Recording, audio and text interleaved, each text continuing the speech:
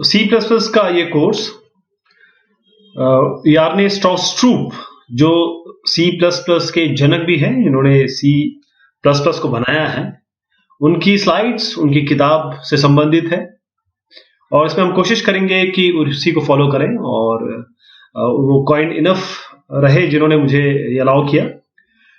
तो जो उनकी मंशा थी, जो उनका एम था इस प्रोग्रामिंग लैंग्वेज को बनाने के लिए, हम कोशिश करेंगे कि सी प्लस प्लस को उस तरीके से सीखा जाए।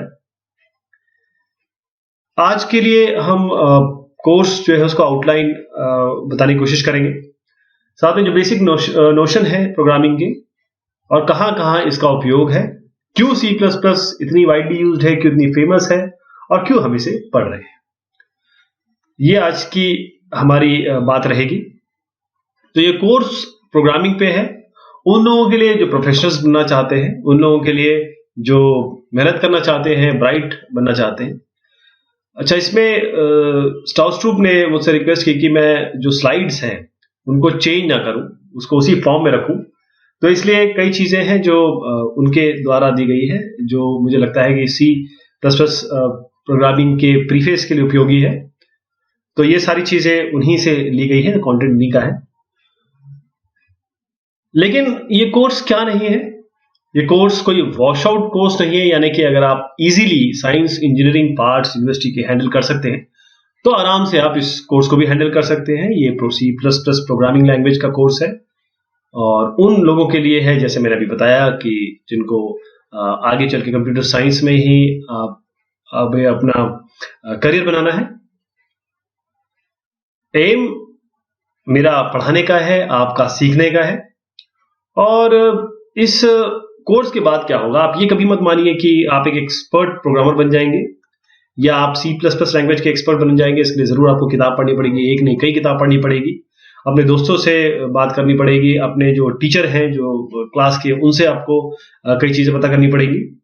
लेकिन इस कोर्स के बाद आप जरूर एक प्रोग्राम लिख सकेंगे इजीली और उसके बाद अपने आपके बेसिक्स जो है वो इतने तैयार हो जाएंगे कि आप advance C plus plus programming course कर सकते हैं। तो इस कोर्स के बाद आपको बहुत फायदा होगा क्योंकि बेसिक आपका तैयार हो जाएगा। सी प्लस प्लस क्यों? क्योंकि यहां पर मैंने एक चीज देखी कि मोस्ट वाइडली यूज लैंग्वेज है। इसलिए क्योंकि आपको प्रोग्रामर्स भी इसके बहुत सारे मिल जाएंगे, आपको इसको ट्यूटर भी बहुत सारे मिल जाएंगे और इसको यूज करना और अप्लाई करना, और इसको एप्लीकेशन इतने बन चुके हैं। चाहे आप सी प्लस प्लस की बात करें, वो इसके ऊपर बनी है। सी शार्प की बात करेंगे तो उसमें आपको सी प्लस प्लस का बैकग्राउंड दिखता है। सारी चीजें जो है वो सी प्लस प्लस से ही ली गई है, इसीलिए सी प्लस प्लस जानना बहुत जरूरी है। कई लोग मुझसे क्वेश्चन पूछते हैं, खासतौर पे जो लोग नए शुरू कर रहे हैं, सी पढ़ेंगी, सी प्लस प्लस पढ़ेंगी, कौन सी लैंग्वेज पढ़े, तो मैं उन्हें एनकरेज करता हूं कि स्टार्ट विद सी। सी का थोड़ा बेसिक तैयार हो जाएगा तो C plus plus object oriented पे आ जाएंगे। लेकिन अगर कोई सी प्लस प्लस भी शुरुआत कर रहा है तो उसके लिए कोई दिक्कत नहीं, क्योंकि सी और सी प्लस प्लस एक तरीके से सी प्लस प्लस का मतलब होता है सी प्लस वन, यानी कि सी का एक स्टेप अहेड। तो सी प्लस प्लस वाई क्यों? अगर आप कोई टीवी पे ऐड देखते हैं और कोई ऐसा सामान लेते हैं जो ऑलरेडी आईएसआई स्टैंडर्ड मार्क हो या उसमें उसके पास कुछ स्टैंडर्डाइजेशन है, तो आपको आंख मूंद के उस पर विश्वास कर लेते हैं आप लोग। क्यों करते हैं? क्योंकि कुछ स्टैंडर्ड होता है उसका। तो सी प्लस प्लस प्रिसाइसली और कॉम्प्रिहेंसिवली आईएसओ स्टैंडर्ड द्वारा डिफाइंड है। आईएसओ होता है इंटरनेशनल ऑर्गेनाइजेशन ऑफ स्टैंडर्डाइजेशन। जो रिसेंट स्टैंडर्ड है इसका है आईएसओ सी प्लस प्लस 2014। हर जगह मिल जाएगी आपको, हर प्लेटफॉर्म में मिल जाएगी सी प्लस प्लस, और डायरेक्टली इनडायरेक्टली इसके भाई बहन कजन चाचा जो आप रिश्तेदारी निकालें, सी है, जावा है, सी शार्प है, सब इसके आसपास ही हैं और सब आपस में किसी न किसी तरीके से रिलेटेड है। ये कोर्स आउटलाइन रहेगा, हम बेसिक देखेंगे, इनपुट आउटपुट देखेंगे किस तरीके से होगा, ये बहुत जरूरी है।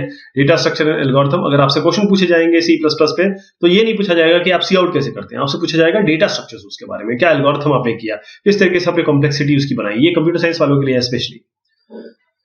फिर और ब्रॉडनिंग करेंगे, हम एम्बेडेड सिस्टम तक जाएंगे, टेस्टिंग भी देखेंगे और लास्ट में सी का भी एक ओवरव्यू लेंगे। ये हमारा कोर्स कंटेंट रहेगा।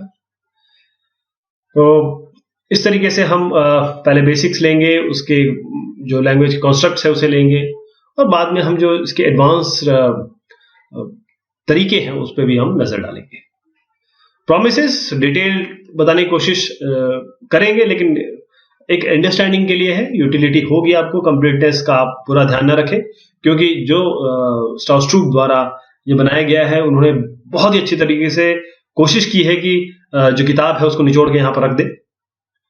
रियलिज्म है इसमें, क्योंकि जिस साहब ने C++ बनाई है उन्हीं का कोर्स कंटेंट है। सिंपल है, स्केलेबल है। तो प्रोग्रामिंग क्यों? प्रोग्रामिंग इसमें जो कहने की कोशिश की गई है, मैं उसको दूसरे रूप से कहता हूं, आपको आपके क्लाइंट की जो भी काम है उसको ऑटोमेट करना है। उस ऑटोमेशन के लिए, क्योंकि कंप्यूटर साइंस का काम क्या है? ऑटोमेशन। आप उसके प्रॉब्लम को सॉल्व कर सकें तो प्रॉब्लम सॉल्विंग है आपका काम। कैसे करेंगे प्रॉब्लम सॉल्विंग? किसी काम को कैसे देंगे? क्योंकि आपके पास मशीन है, एक हार्डवेयर है जो एक तरीके से सोता हुआ है, यानी कि उसके पास कोई अपनी इंटेलिजेंस नहीं है। आप उसमें इंटेलिजेंस डालेंगे, कैसे डालेंगे उसको, कैसे डायरेक्ट करेंगे उसको, कैसे इंडिकेशन देंगे? वो देंगे आप अपनी C++ लैंग्वेज से। चाहे कितनी भी बड़ी जगह चले जाएं, न्यूक्लियर रिएक्टर चले जाएं, शिप्स चले जाएं, एविएशन चले जाएं, जहां भी आप जाएंगे आपको C++ की बात जरूर होगी। देखिए, ये आपका SJF++ एक स्टैंडर्ड है, जिसे हम जेट फाइटर प्लस स्टैंडर्ड कहते हैं। अब यहां पर बात इंपॉर्टेंट ये आती है कि हम कौन सी ऐसी प्रोग्रामिंग लैंग्वेज यूज कर रहे हैं, यूज करना चाहते हैं, जहां पर ह्यूमन लाइफ्स इन्वॉल्व है और हम किसी भी कीमत पे उसके साथ खिलवाड़ नहीं कर सकते।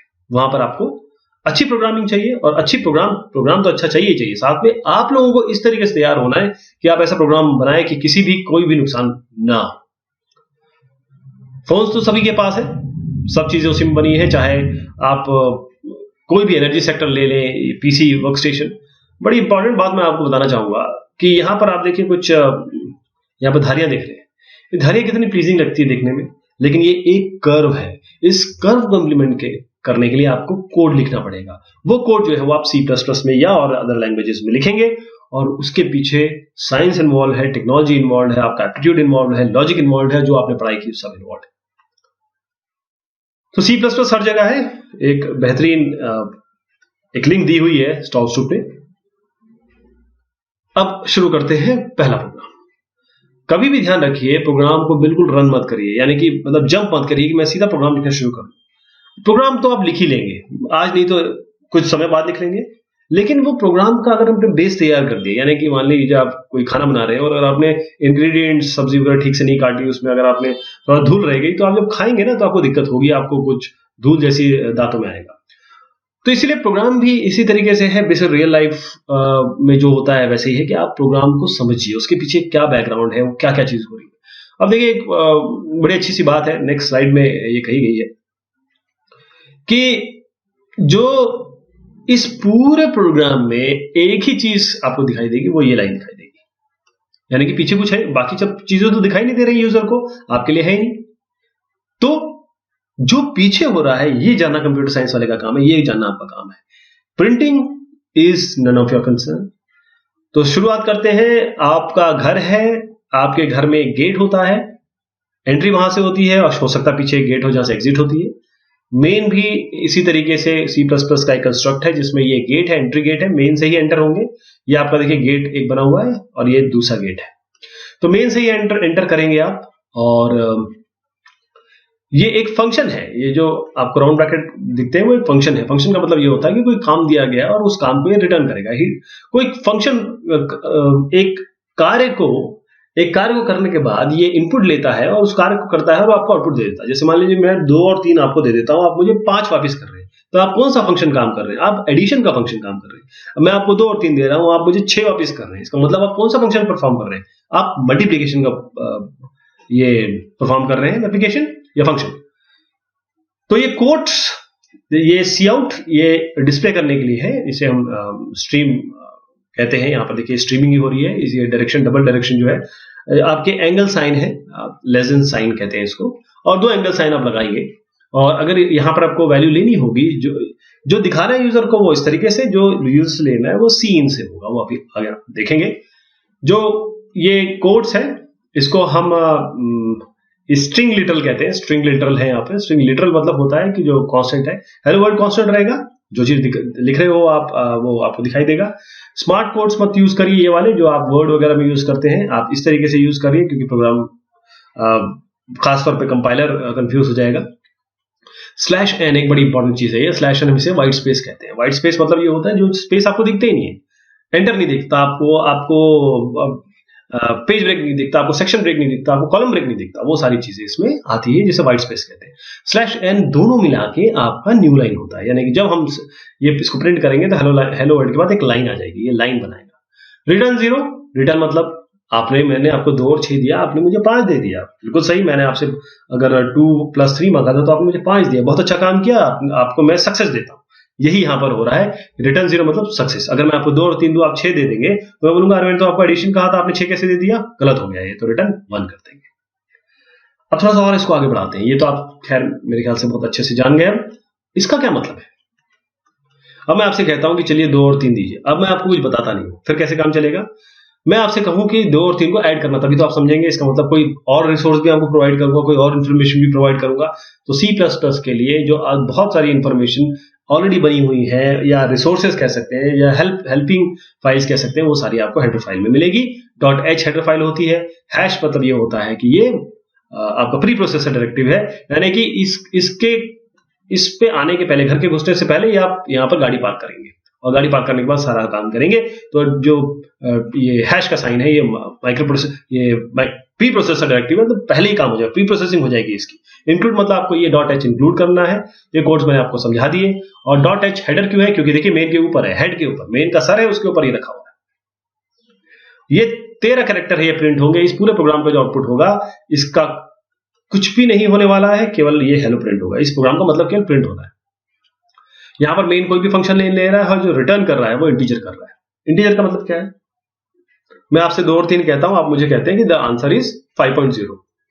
मैंने तो आपको 2 और 3 दिया था, 2 इज इंटीजर, 3 इज इंटीजर, आप मुझे 5.0 लौटा रहे हैं। 5.0 कैसे लौटा रहे हैं? मैंने तो आपको इंटीजर दिए हुए हैं, आप मुझे फ्लोट लौटा रहे हैं, या फिर आप मुझे फ्रैक्शन वाली एक वैल्यू लौटा रहे हैं जिसमें डेसिमल वैल्यू है, वो तो मैंने आपसे मांगी नहीं थी। तो इसका मतलब ये है कि मैं 2 और 3 दे रहा हूं तो आप मुझे 5 ही देंगे। और ये इंश्योर करते हैं डेटा टाइप्स, तो इंटीजर है आपका डेटा टाइप्स। डेटा टाइप्स के बारे में बहुत बात होगी आगे। अब और थोड़ा सा इसको बढ़ा देते हैं। अब विजुअल C++ या जो हमारे पास एक्सप्रेस वर्जन है, फ्री वर्जन है, उस पर अगर आप काम कर रहे हो तो एक कीप विंडो ओपन हमने एक लाइन डाल दी इसमें। इसका मतलब क्या है? इसका मतलब जब आप इस प्रोग्राम को रन कराएंगे, ये वाला प्रोग्राम, तो पता है आपको कुछ नहीं दिखाई देगा, क्योंकि स्क्रीन आएगी और आपके कुछ करने से पहले वो चली जाएगी। Fraction of a micro second वो दिखाई देगी आपको। तो इसको रोकना है, हेलो वर्ल्ड को देखना है, तो क्या करेंगे? की विंडो ओपन, यानी कि it will wait for a keystroke. आपके की पे आप जब तक कुछ प्रेस नहीं करेंगे आगे नहीं बढ़ेगा, आपके सामने आपका विंडो आएगा।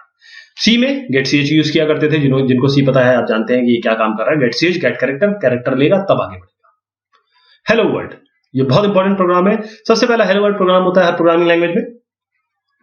तो आप क्या करें, हम आगे इसमें कंपाइलर, प्रोग्राम डेवलपमेंट एनवायरनमेंट और एग्जीक्यूशन एनवायरनमेंट सब देखेंगे।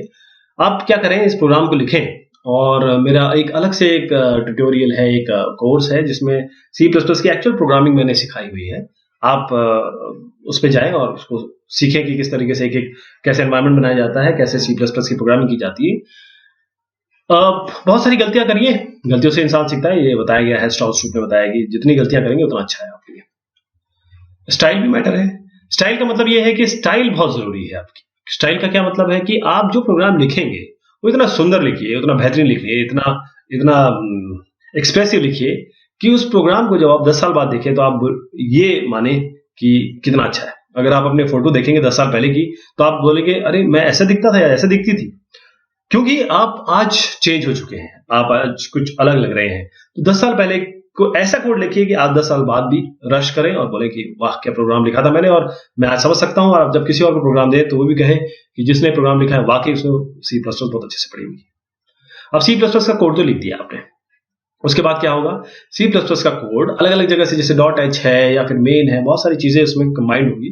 उनको क्या करना है, कंपाइल करना। कंपाइल का मतलब कंपाइलर का मतलब होता है, कंपाइल करने का मतलब होता है सबको जोड़ दीजिए, सबको एक साथ मिला दीजिए। कंपाइलर का काम भी यही है, वो कंपाइल करेगा और ऑब्जेक्ट कोड बना देगा। अब ऑब्जेक्ट कोड के साथ क्या है, ऑब्जेक्ट कोड तो बन गया, ये तो प्रोग्राम का है। उसके साथ जो भी आपने लिंकेजेस की हुई थी उसके लिए लिंकर है, चाहे वो आपकी लाइब्रेरी, इनपुट आउटपुट लाइब्रेरी हो, ऑपरेटिंग सिस्टम पे आप कर रहे हो, या विंडो कोड हो।